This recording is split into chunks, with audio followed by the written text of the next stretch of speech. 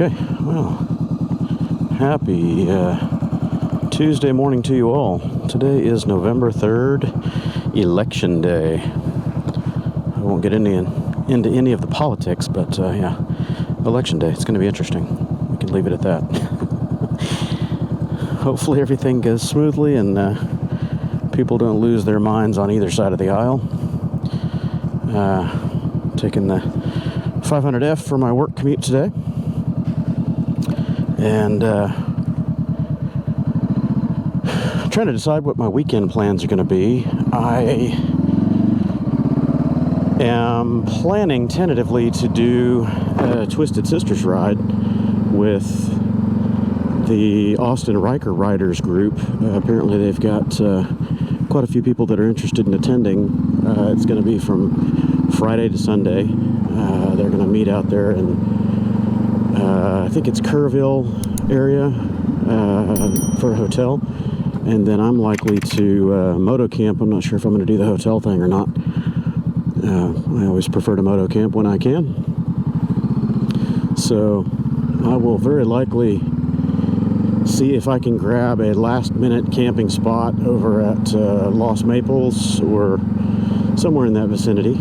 It's getting a little cooler now, so I'm not sure how many parking spots will be available, or camping spots, I should say. But yeah, if I can clear my schedule enough to be free this weekend and find a camping spot, I will certainly do that.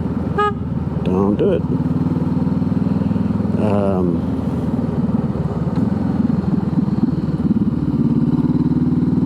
I hadn't realized how quickly this was coming up. I've got a really full week of work, and then tomorrow is my 20th wedding anniversary, so kind of a full schedule.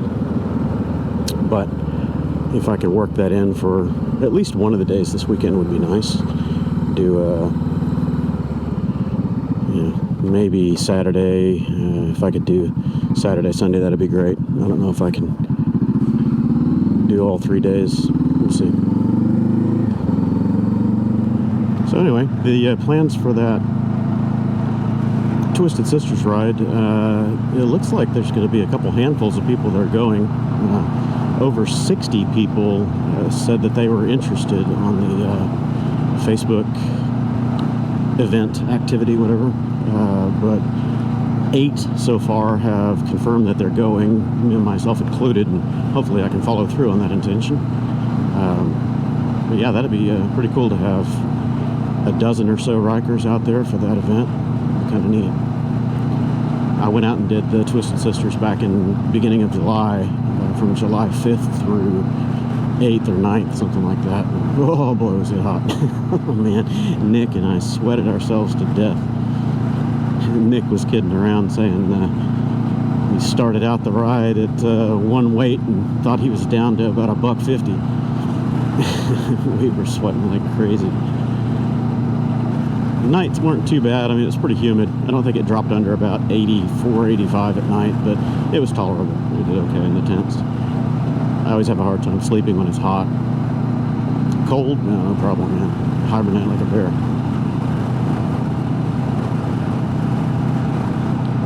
So if I can get a spot out there at Los Maples or one of the other parks that's nearby there,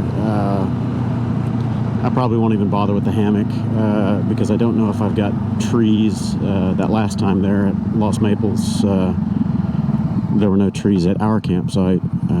Some of the other ones did have them, but I'll just do the tent to save weight and complexity. If I know there are going to be trees, then yeah, obviously I'll take hammock. But in the low temps we're going to be having overnight, in the 40s, definitely need insulation. So I would have to take the underquilt, overquilt, all that to stay warm enough. And when you get into doing, the quilts on top of all your hammock gear and everything, then your pack size starts getting a little larger. It's almost a break even with doing a tent, sometimes worse, because a tent, you don't need as much insulation because you got the air cushion around you. And then if you're sleeping on an insulated pad or mat, then you don't really need much under you.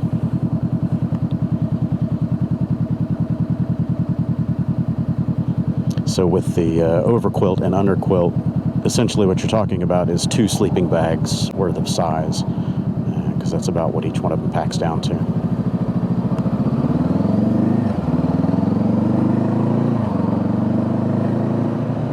So I've had a couple of comments lately, one of them just early this morning, regarding advertisements on the videos. People are saying I've got too many ads or whatever.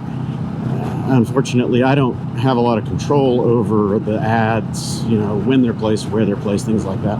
I have the option to monetize video or not monetize video. And obviously, if I turn on monetization, then it's got to meet certain guidelines and no questionable content, no excessive cursing, any of that stuff. So it's got to be family friendly, advertiser friendly.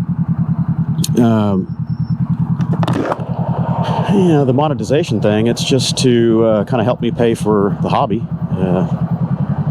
If I spend a bunch of hours editing a video or whatever and I can make a few bucks on it to kind of offset my time, that's great. I don't have any intentions of making it rich on this. It's not that kind of an endeavor.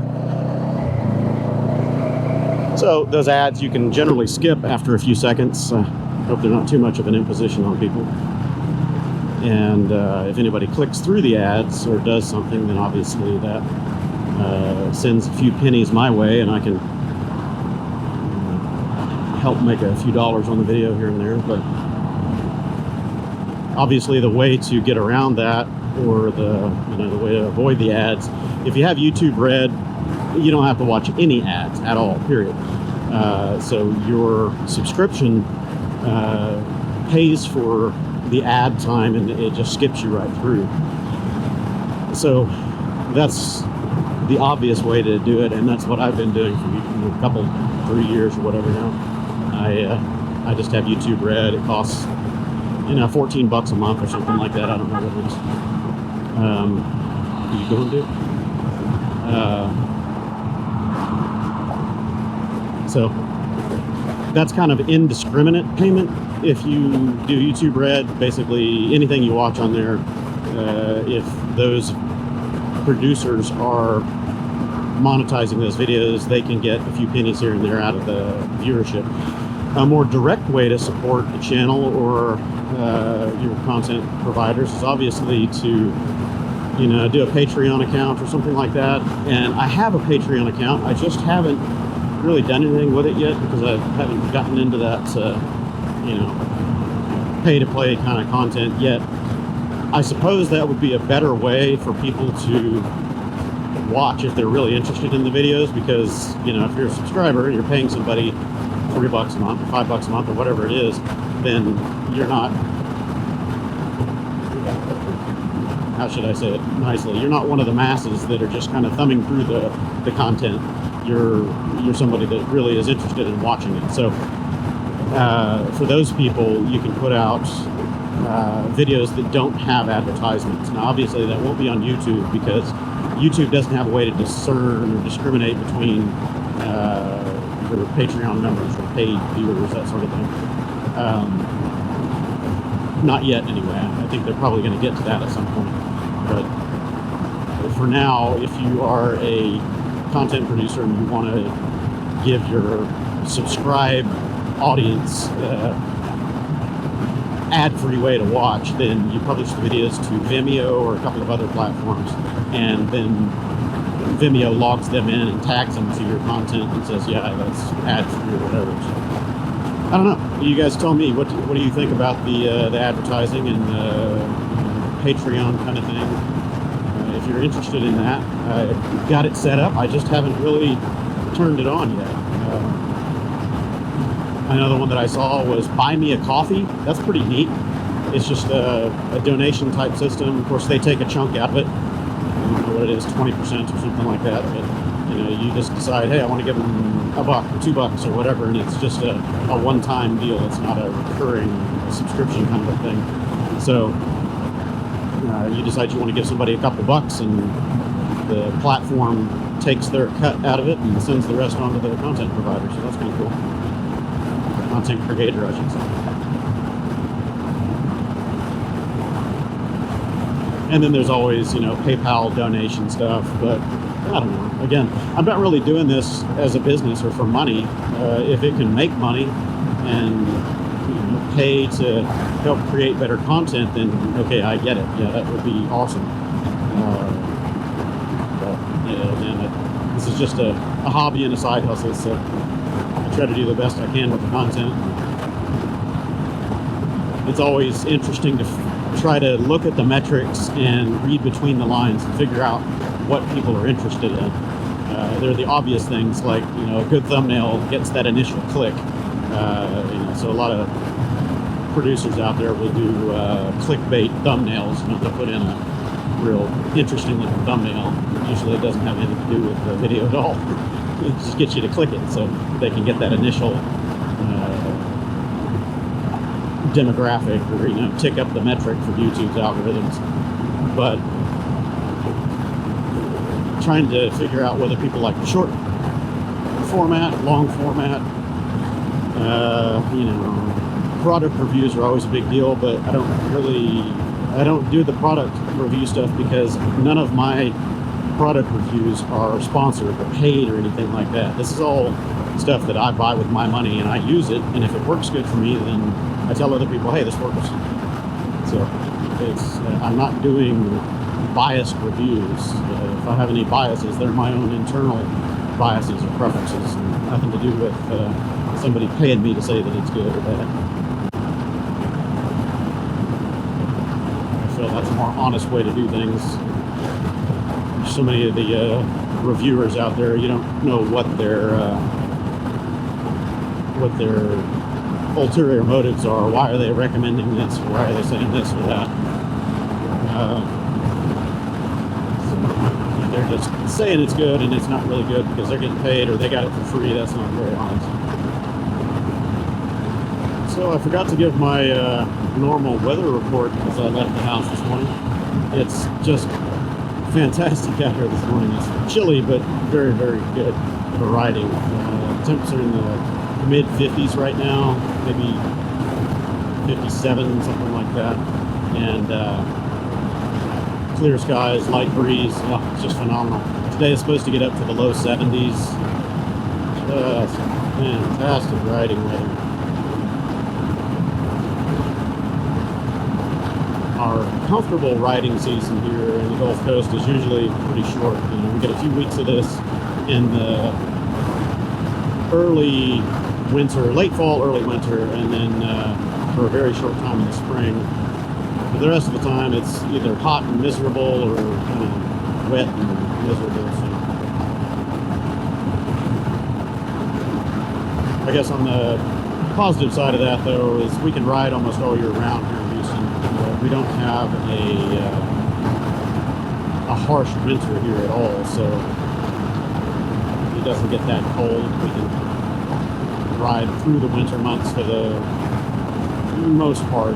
Every now and then we get some serious cold snaps here, but it's pretty rare for it to get below freezing, and we rarely ever get ice or snow. So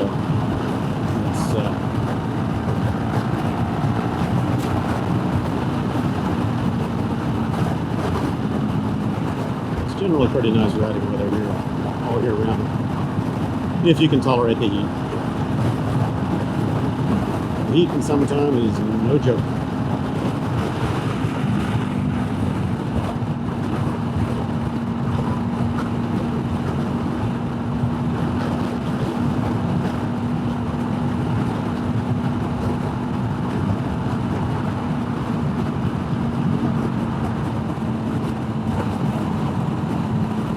The suspension on this bike is so much better now. This 2016 forks. It absorbs a lot of the vibrational bumps, you know, the short intensity ripples and stuff like that. So much better than the original forks did. The valving made a huge difference apparently.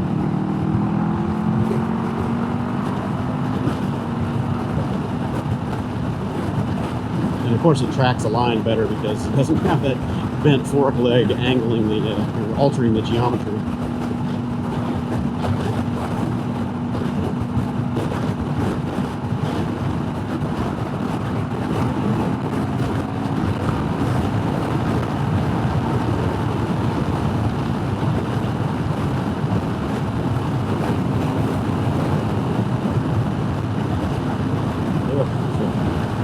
full-size aluminum extension ladder back there on the shoulder. I saw that yesterday when I commuted in on my Riker.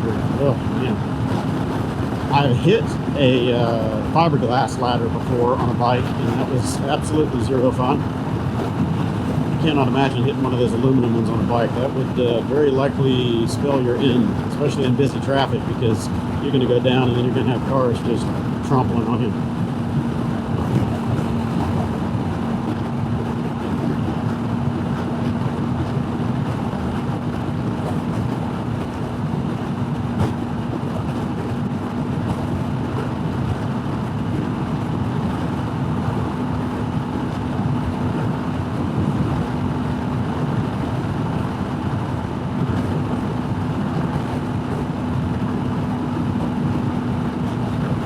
Sucks. He's not even on the shoulder. He's in lane 1. Wow, that's dangerous. Stalled big rig in lane 1. Oops.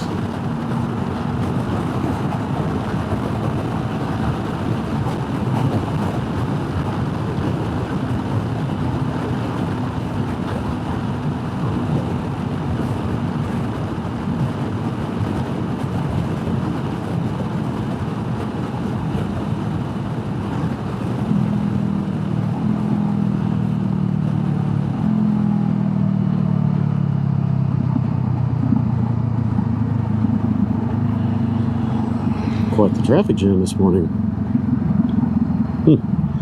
At 9 a.m. I wonder what the deal is.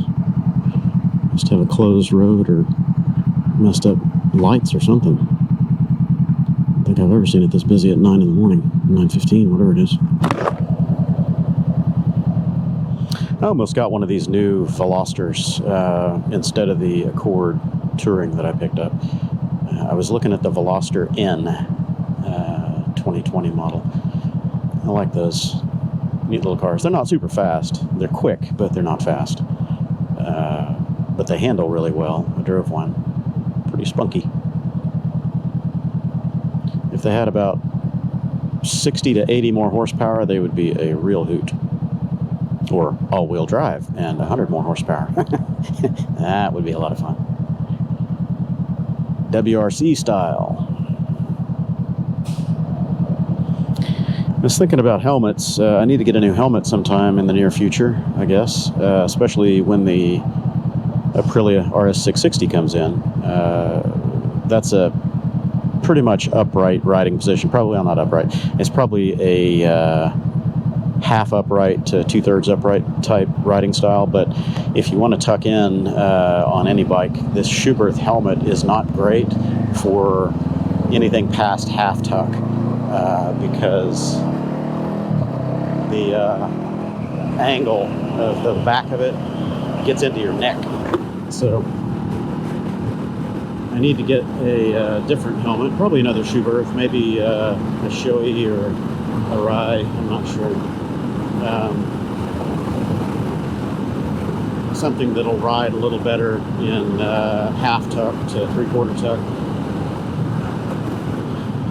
But I would like to stay in modular, so I got to do some shopping. I don't know of any modulars that do half to 3/4 tuck. Most of them are more touring oriented, so it's a more upright position. I guess I could just get a sport helmet just for that bike, but I've gotten so spoiled with the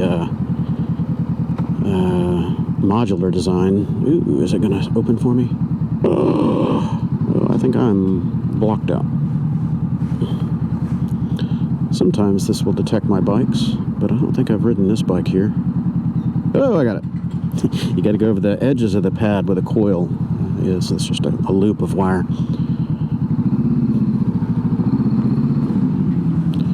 Okay, well, I have arrived, and I'll be here all day long, probably until 4 or so.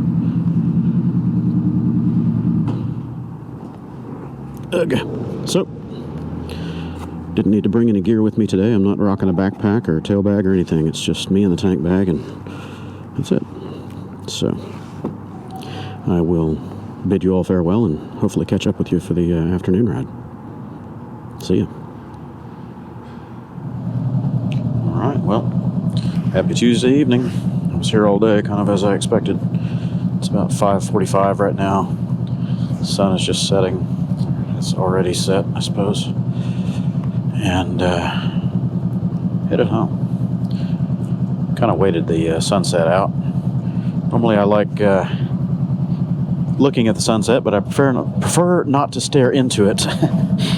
Yes, riding straight into it with a helmet on, even if your visor is pretty clean, any kind of glare on the visor is just brutal to stare into, especially when the sun is like right here in your center of your focus. That sucks. So I try to avoid that when I can. And here is the decision. Do I go the highway side or do I take the back road over there? There's me. This actually doesn't look too bad. I think I'll go this way. Normally this access road is just clogged. Doesn't look too bad.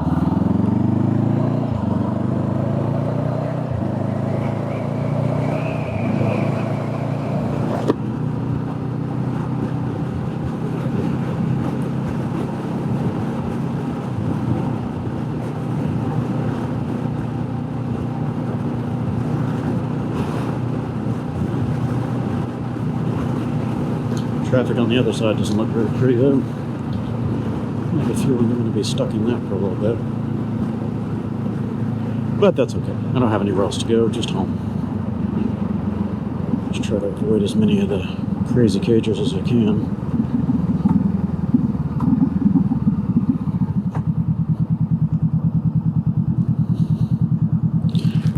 I forgot to put my phone in my tank bag here. I took my quad lock mount off of here. It was just in the way. I think I discussed that in the previous vlog. It was running into this when I would turn the wheel to the left, or the bars to the left. So I decided to pull it down, and I've got my little Beeline GPS that I use there. I've ridden with it a handful of days now, and it seems to work pretty well. I'll probably figure out another mounting option for the phone. It just can't be right there because of this tank bag.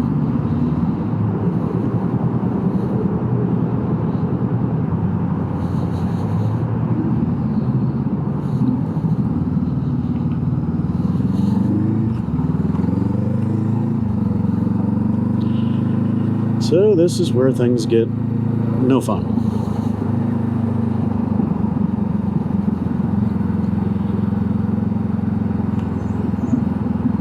Lane splitting would sure help things out.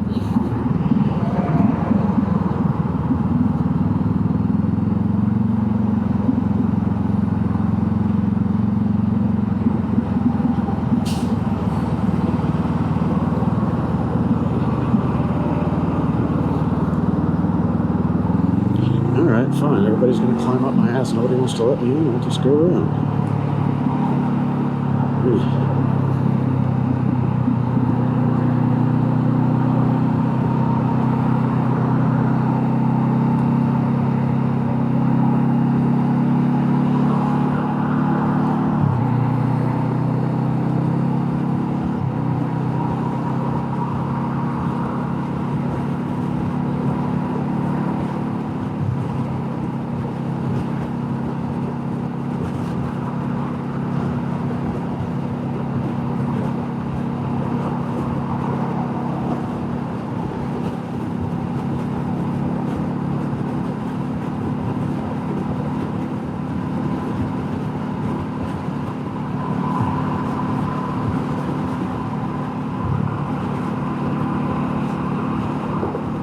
Hole in the pavement times two.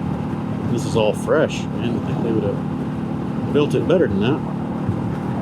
Two giant holes back there.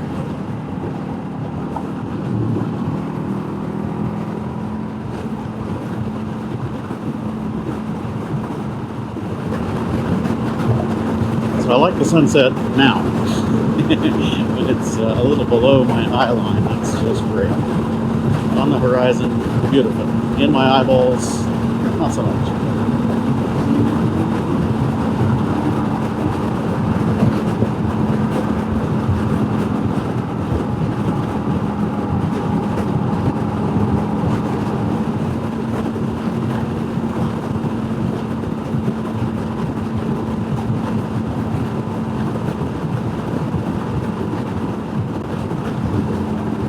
this guy tailgating. Less than a car length. 65. Look at this. Speeding up even more. He's trying to get within just a couple feet, or he's going to try to cut over in front of me. I don't know what. Houston Cagers, man. He's tailgating within 3 feet right now, 2.5 feet.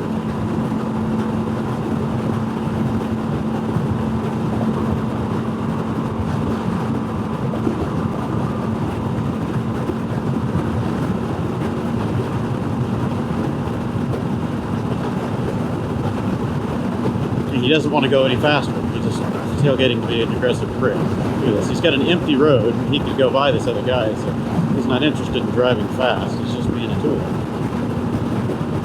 Okie dokie.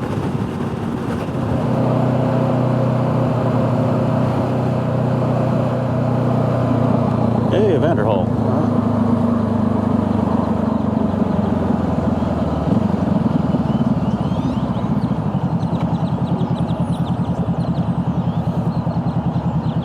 So work slowed down for me quite a bit over the past, I don't know, 6 or 8 weeks, and I had, my trip time that I took where I was out of pocket and not working. So I got a little complacent, and now I'm having to backpedal a little bit, put together all of my billing and send it out to customers. I haven't even done my time accounting and billing for several months. And I've got my toy purchases and vacation stuff coming up, so people aren't going to go, I'm going. Get through the light before it turns red. God, man.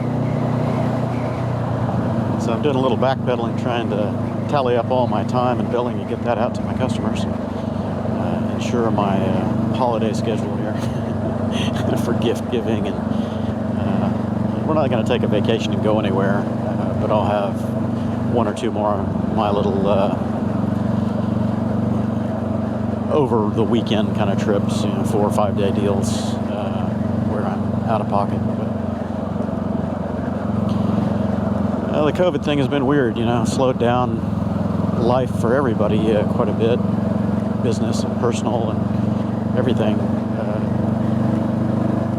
At first, it was almost a welcome respite from the normal work, hustle and bustle, the constant day-to-day grind, getting to slow down a little bit. It was almost a nice excuse for a little while, but now I've finally gotten bored of that and need to get back to work. I can't sit idle for very long. It really wears on me. I have to keep myself busy, whether it's work or personal projects or something, anything, just to keep me going.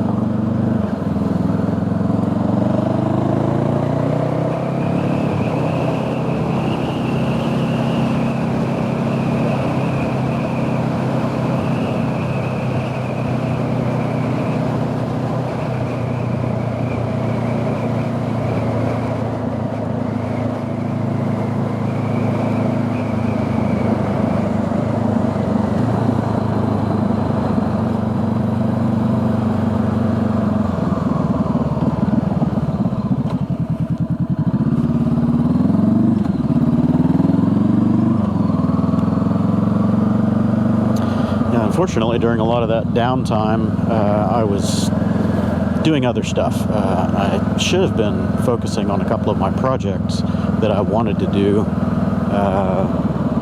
motorcycle and fab work and teaching myself to weld and all that, but one thing or another always preempted my time. So now I'm going to try to get into a couple of those projects over the fall and winter here.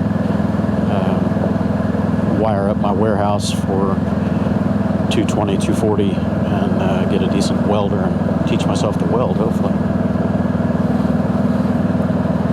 A lot of the deeper fab work, I need to go to one of the maker spaces or get into something like that because I don't really want to buy that really expensive equipment, and I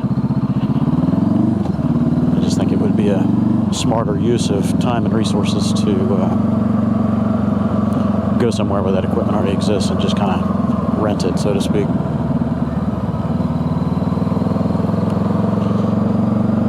that's on my to-do list. And my dog is out. She sees me coming and runs back up to the house.